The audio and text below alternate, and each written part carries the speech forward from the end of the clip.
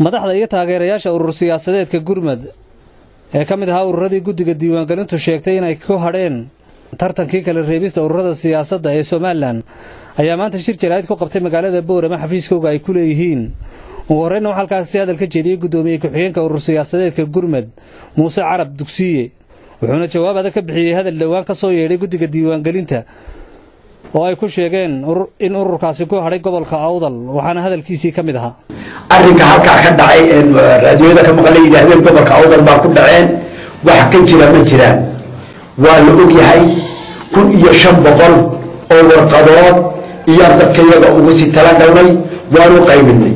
waxaan joojinay soo saarka markay 1500 aan mid walba gacanta kaga ridnay baa joojinay guddiga diiwaangelinta markay noo timid tiradii bartamaha markay marayso ayay tiri shuruudii waa bixiseen inta kale looma baahno way iska joogsadeen marag iyo marxatina waa laga yahay amba waxaan la qaadan karayna codka dambeed madaragtay ka soo yeeray waa wax karaamadii iyo sharaftii Soomaaliland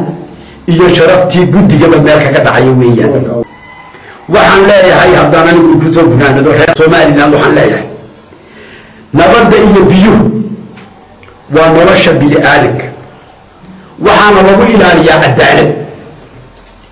haddii cadaalad la waayo nabadna la heli maayo biyo la cabi maayo kan jaraa'id ay qabteen madaxda iyo taageerayaasha urur siyaasadeedka Gurmad ee ka mid ahaa ururadii ku hadhay kala reebista ururada siyaasadda ayaa waxa hadal ka jeediyay Suldaan Abshir Maxamed Ducaale oo ka mid ahaa marti sharaftii ka soo qayb gashay kulankani iyo qaar ka mid ah taageerayaasha urur siyaasadeedkaasi Gurmad uu ku leeyahay gobolka Awdal gaar ahaan magaalada Boorama waxaana hadaladoodii ka mid ahaa waxa yiri waxa xeer kugu jira ama xeer kugu jiro waxaana soo gaadhay inuu gobolka inuu ururkii Gurmad gobolka Awdal ku dhacay tantoomadaas dhigtaada ha gashaa hadii la yiraahdo oo kale balse ma ogoli Gurmad baa Awdal ku dhacay waxaan diidayaa oo aan ka hadlayaa miidiyaha in aan idin sheego in Gurmad aan ahay dhalinyaradii qaban qaabinaysay ama soo u dadaashay hiliyo hooba uu ka helay ururka Gurmad habeen iyo dharaar buu sameeyay أنا مقلي كريم ده قرمت بقى أوضل كهري بل سحر كله وصو صاري أو عدان إن أنا أرجع وحويا قلت له هيدا نعتبر لينا أنا قلت له فيش كلا ونني ينني يا هذا يوم أنا رجعنا قلت له مركي وحشية سوا كرصاري وايرة نعتو نيكونا مركز صوت كنا كوي ما قويا حتى إن دارتي كعب صوت ولا إن داريه أنا ويالي ما ينتظر كبحضي أو دميدي يلا بقول هذا ليان وتوحى سعر ما هنا بالهرت السيدة هبين كيف فوت كمدحتوية ذا اللي هلاي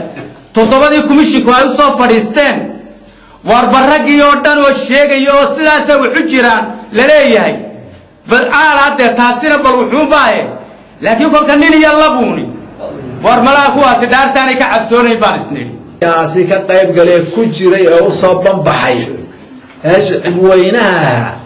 إنا يددك ستردد لوبهنا حدينا كل بلامين أي آلو قبضنايين كان بدنايين حتى كل يشوف بقول يوحنا كله أنا قياسهان تيدا الله هو يكبرنايين يدو ولما وقت كرول وآدو كرول ولا نقول كل يوم نقول راجي كل يطبانكي يباركي لنا صامري وقت آن كله هو ضدك وديدك ودبضا كوضا يا هل كامرين حتى نقول كقول مدتك وأصبرين وين كم هالسيء سمر كأو سمرين أنا كنا أو سمرين سيدا سدرتين لماذا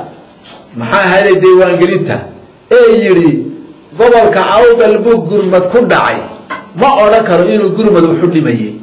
لكن هو أراكر وما ديش إبوينا هيدا هالكا كالساق يبقى شيء بوحسي أيور نكا رجعسي هذي أرجع يري أي وحول من أري ماشى قبتنا ما هي ومدى حدي لكلا سارة يود إلا رديو ساعد باليلا انت نوان قادمي انت نوان ديني لكن إن المجتمع ومدعه سألوكتي هنا صومالي لين وحي أرضا وكلا تاغيرتي خيرو أرضا برهر باكو حدنا يا بين الشيء أرضا برهر باكو حدنا قبل برهر قبل كأول خير باكو كحنا أو محايد أروه قرمد hadalka madaxda iyo taageerayaasha urur siyaasadeedka Gurmad ayaa hadalkoodu noqonaya urur siyaasadeedkii ugu horeeyay ee ka hadlay magaalada Boorama tan iyo intii guddiga diiwaangelintu ka dhawaajisay in ururka Gurmad iyo 8 urur siyaasadeed oo kale ay ku hadheen kala reebistii 15 urur siyaasadeed ee u tartamayay urur siyaasadeedada Somaliland. Haashim Sheekh Cumar Good, Somalisat TV, Boorama.